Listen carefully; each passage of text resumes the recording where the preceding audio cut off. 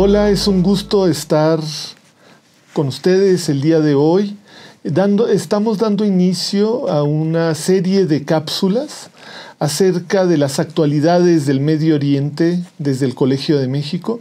El día de hoy nos acompañan el doctor Alek Zurabishvili. Él es un profesor de Derecho y Derecho Internacional en la Universidad de Kaslik, USEC, en Líbano. Bueno, y como forma de contextualización y para darle una introducción justamente a nuestro invitado que nos acompaña el día de hoy, a partir justamente del pasado 7 de octubre, en donde esta organización islamista Hamas, que gobierna la Franja de Gaza desde el año 2007, ejecutó un asalto en el Estado de Israel con la intención también de tomar 250 rehenes que ha utilizado como arma y como una estrategia de negociación política.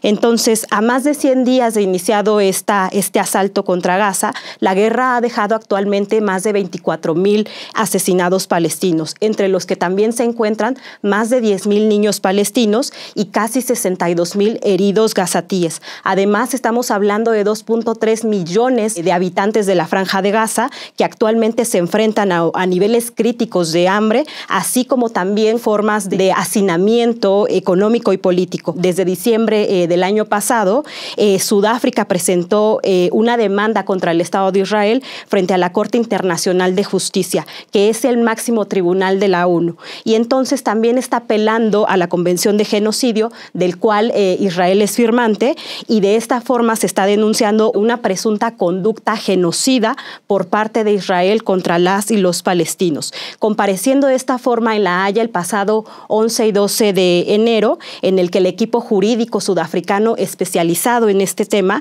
presentó un documento de 84 páginas en donde se constatan una serie de pruebas en contra de esta conducta de Israel. Pero para precisar en este tema tenemos el día de hoy un especialista justamente que nos va a acompañar con una serie de preguntas, una entrevista, el doctor Alek Zurabishvili. Es con mucho gusto que yo participo en tu programa de hoy. Bueno, yo creo que es también mi trabajo, mi deber de ayudar a aclarar ciertas cuestiones jurídicas, sensibilizar, ¿no? La audiencia, el público sobre algunas cuestiones jurídicas de alta importancia, de importancia mundial. Muchas gracias, Alek. Quisiera pedirte el favor de que primero que nada nos explicaras qué es la Corte Internacional de Justicia y en qué consiste la Convención sobre el Genocidio, cuándo fueron creadas, en qué contexto. Si pudieras explicarnos brevemente esto para entrar en materia. Me gustaría empezar por el principio. El principio es la Carta de las Naciones Unidas, es decir, la carta que creó la Organización de Naciones Unidas, la ONU, y creó también un órgano judicial que es la Corte Internacional de Justicia. Pero tenemos que empezar con el preámbulo de la carta, que es realmente la base del orden del derecho internacional de hoy, como fue creado en 1945. Yo creo que ese debería ser conocido por mucha gente.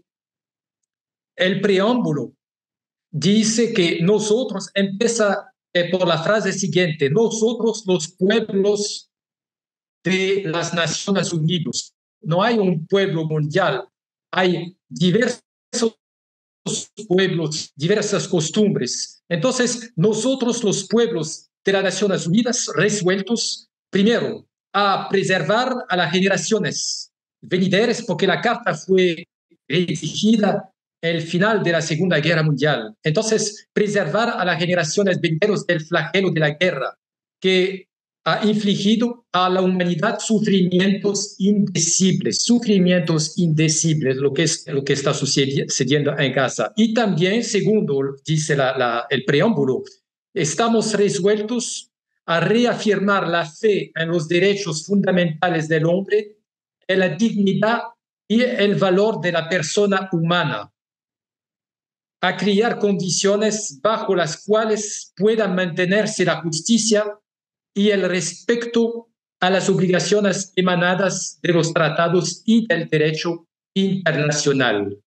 Y bueno, no voy a leer el texto, todo el documento, pero el texto solo sigue diciendo, y con tales finalidades estamos resueltos a practicar la tolerancia y convivir en paz con buenos vecinos, a unir nuestras fuerzas para el mantenimiento de la paz y a asegurar que no se usará la Fuerza Armada sino en servicio del interés común. Yo creo que ese es el más importante porque ese es lo que acabo de leer, de recordarles. Es realmente la base del derecho internacional de hoy. Y como lo he dicho, esta carta de la ONU creó también la Corte Internacional de Justicia, encargada de arreglar litigios entre estados en base al derecho internacional. La Corte emite fallos obligatorios, de cumplimiento obligatorio para las partes, pero también opiniones consultivas. Como hay ahora, hubo una opinión respecto a la Palestina en 2004, muy importante, y hay también pendiente una opinión respecto a las consecuencias jurídicas derivadas de las políticas y prácticas de Israel en los territorios palestinos ocupados. La próxima vista, la primera vista está prevista para el 14 de febrero próximo, ¿no? Para esa solicitud de opinión consultiva a la petición del Estado de Palestina. Es decir, que ya había un procedimiento pendiente ante la Corte antes de Sudáfrica empezar ese procedimiento que vamos a hablar ahora. Pues, por casualidad van a coincidir los dos procesos, el presentado por Palestina hace años y el presentado por Sudáfrica actualmente. ¿Es así? Sí. Ahora miran, son dos procedimientos diferentes y son dos demandas diferentes.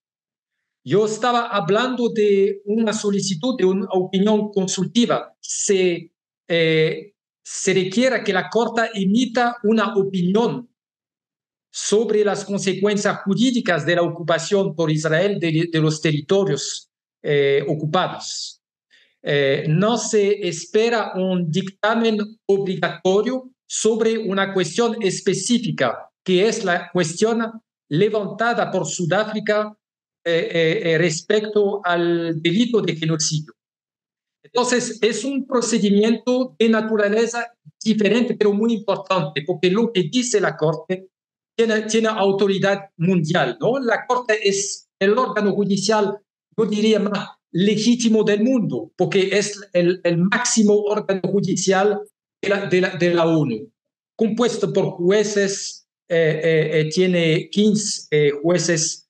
Ahora, como fue lembrado, Sudáfrica solicitó un fallo sobre el posible incumplimiento por Israel de la Convención Internacional sobre la Prevención y la Sanción del Delito de Genocidio. La convención fue creada por una resolución de la Asamblea General, una decisión de la Asamblea General de la ONU, una de las primeras decisiones de la Asamblea General de 1946. La Asamblea dijo que el genocidio es una negación del derecho a la existencia de grupo humano. Bueno, hubo un genocidio durante la Segunda Guerra Mundial del pueblo judío, ¿no? Pero eso no fue tratado por el Tribunal de Berlín como un genocidio porque no existía el delito de genocidio, no existía. Entonces hubo la decisión de crear un delito de genocidio para castigarlo, para prevenirlo.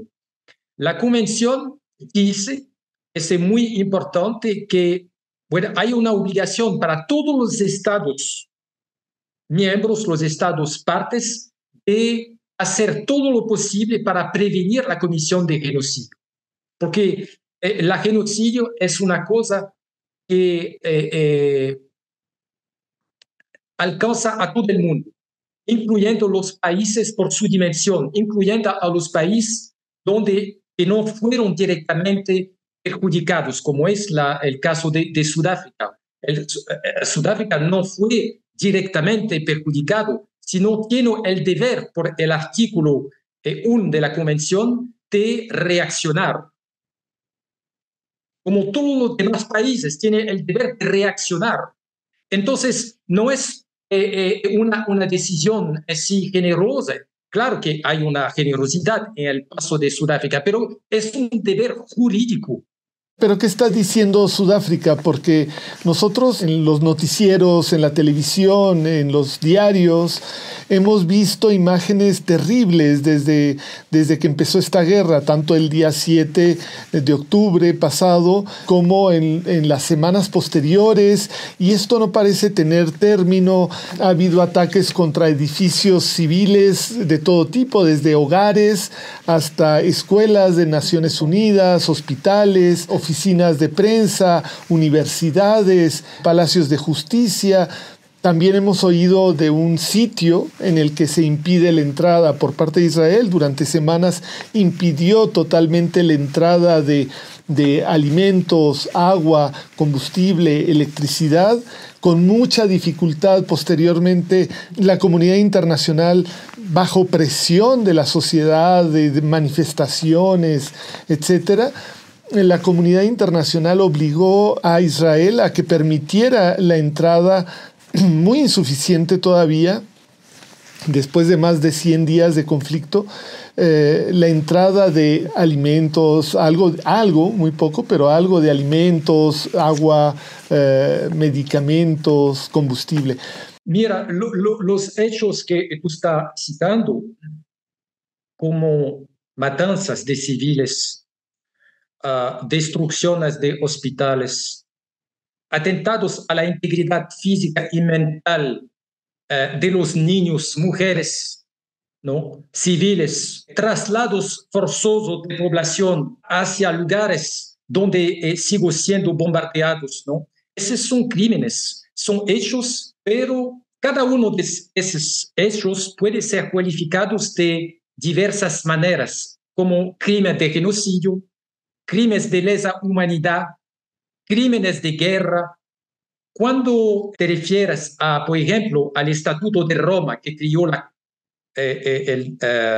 Corte Penal Internacional, la Corte tiene competencia para juzgar los autores de esos crímenes que yo he citado, genocidio, lesa humanidad, guerra. Bueno, son hechos similares, pero hay una diferencia entre cada uno de esos hechos, que es la intención del autor. O sea, un traslado forzoso de población puede ser calificado como un crimen de genocidio o como un crimen de lesa humanidad o como un crimen de guerra, según la intención del autor. Si la intención del autor es atacar de manera sistemática y generalizada a una población, bueno, sería un crimen de lesa humanidad. Si la intención del autor sería destruir moral y físicamente a una población o a un grupo con base racial, por causa de la raza, del origen, de la religión, bueno, esa sería un crimen de genocidio.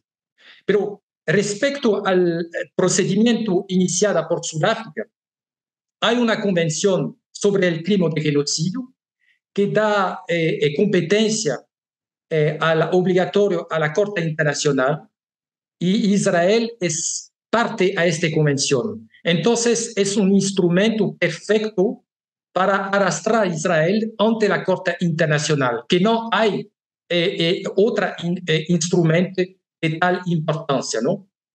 Sudáfrica es medidas provisionales a corto plazo, es una solicitud a corto plazo. Bueno, hay una solicitud a corto plazo y hay una solicitud de fondo, que es de la Corte declare en violación de la Convención sobre el Genocidio. Pero a corto plazo no se requiere declarar eso. No hay tiempo, porque hay urgencia y característica, ¿no?, del pedido de medidas provisionales. Hay urgencia, hay extrema urgencia, hay una fuerte amenaza que a cada día que pasa se continúa destruyendo, sigue destruyendo el pueblo palestino de Gaza.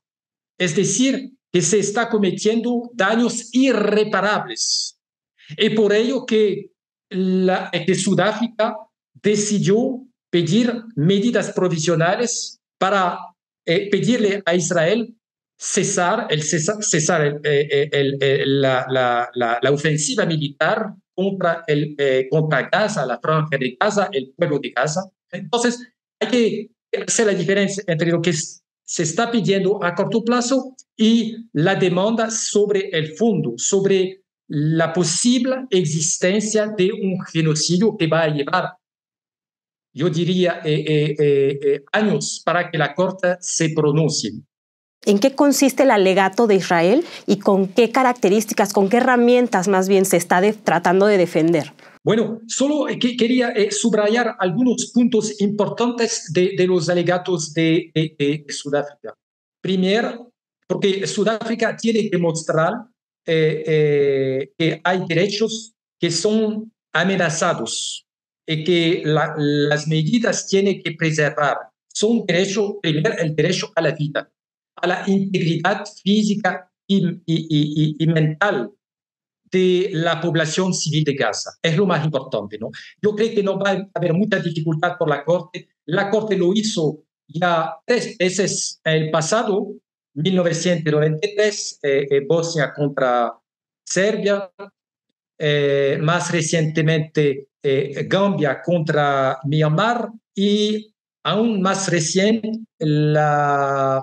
el caso Ucrania contra Rusia. Bueno, y no había destrucción de esta magnitud. Y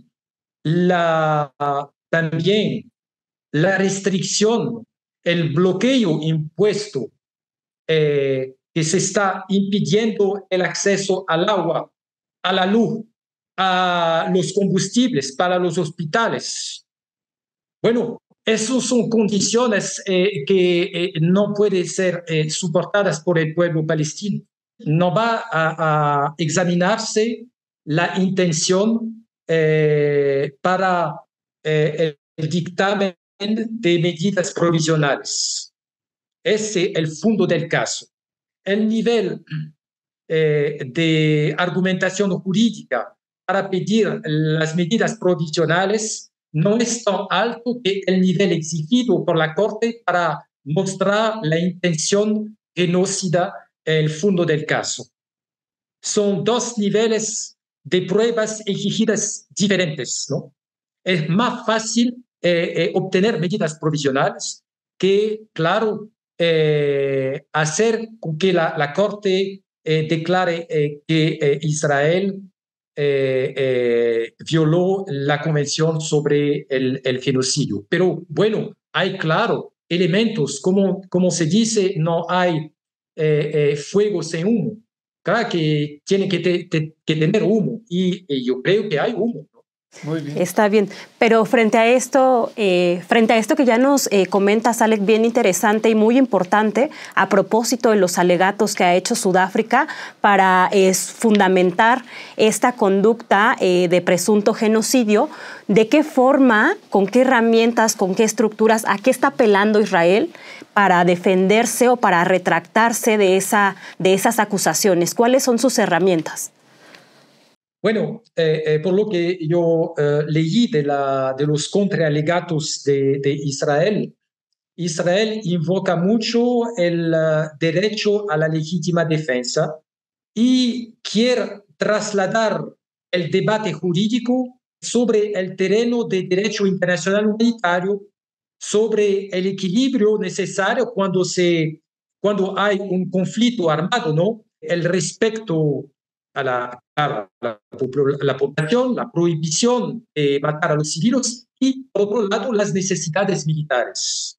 Y hay que tener proporcionalidades respecto a los ataques, que puede alcanzar algunos objetivos civiles, ¿no? Entonces, Israel está buscando trasladar el debate sobre la proporcionalidad de los ataques, huyéndose del debate sobre el genocidio. Como lo declaró y lo destacó Sudáfrica, por más grave que sea el ataque del Hamas del 7 de octubre, no se justifica por nada y no se puede justificar la comisión de destrucción de tal magnitud contra la población civil.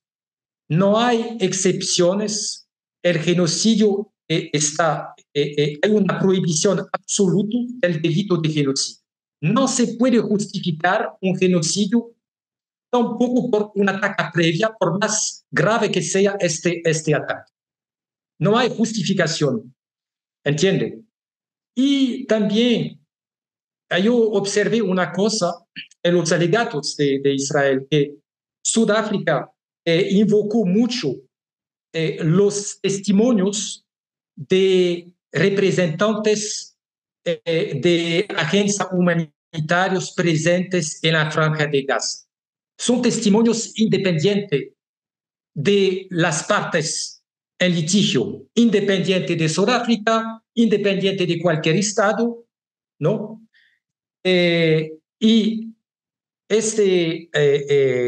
relatores, testigos, todos apuntan graves hechos parecidos con un riesgo de genocidio. Y son, reitero, testimonios de fuente independiente. Pero Israel no respondió, tampoco citó a testigos. Solo usó fuentes que a mí me parece que son solo fuentes del ejército y de la administración israelí. Pero esas fuentes, por lo menos a la fecha de hoy, disponibles para el público. Así que no puedo pronunciarme sobre la cualidad de esos hechos, de fuentes, pero si son realmente fuentes del ejército israelí, bueno, no son fuentes independientes como son las fuentes citadas por Sudáfrica. Entonces, me parece una fuerte debilidad del alegato israelí. ¿Y qué podemos esperar, Ale? ¿La Corte va a ser realmente independiente? ¿Va a buscar justicia? ¿Crees tú que va a traer el caso? ¿Va a emitir medidas cautelares? ¿O hay lugar para el pesimismo y la duda? Bueno, hay que separar el pedido de medidas cautelares o provisionales y el pedido al fondo. Respecto al primer pedido, a corto plazo hay esperanza. La Corte dicta esas medidas. Refiriéndose a la jurisprudencia de la Corte, a los 3 casos que he mencionado previos, bueno, sería lógico que la Corte dicta esas medidas, ¿no? Los jueces son independientes, pero bueno, también tienen nacionalidades de varios estados y son naturalmente, como cualquier juez, bajo la influencia de la cultura jurídica de sus estados. El simple hecho de que Sudáfrica ya solicitó esas medidas es una primera victoria para el pueblo palestino, pero también para el derecho. Pero la decisión posible de la Corte de dictar medidas provisionales sería ya una gran victoria, para el pueblo palestino y también para el derecho internacional y para todos los pueblos. Porque mira, como yo he dicho, el artículo 1 de la Convención sobre el Genocidio da obligación a todos los estados actuar, reaccionar para proteger y para prevenir el crimen de genocidio. Lo que hizo Sudáfrica. Sudáfrica actuó en nombre no solo en nombre propio, sino en nombre de la humanidad. Doctor Alex, pues hemos agotado el tiempo de esta maravillosa entrevista. Sin duda es un tema que nos deja muchísimas dudas, muchísimas inquietudes y claro, ¿no? Entonces todavía estamos con esta invitación abierta a seguir conversando a propósito de este tema en una próxima ocasión. Pero antes de cerrar, ¿quisiera usted agregar algo más que pudiésemos tener en cuenta para estar al tanto de estas noticias, de esta información en estos próximos días? Yo creo que lo más importante es que nosotros todos tenemos en la mente el preámbulo de la Carta de las Naciones Unidas. Es un texto muy bien escrito, muchísimo claro y realmente debería ser la brújula del mundo entero. Muchas gracias.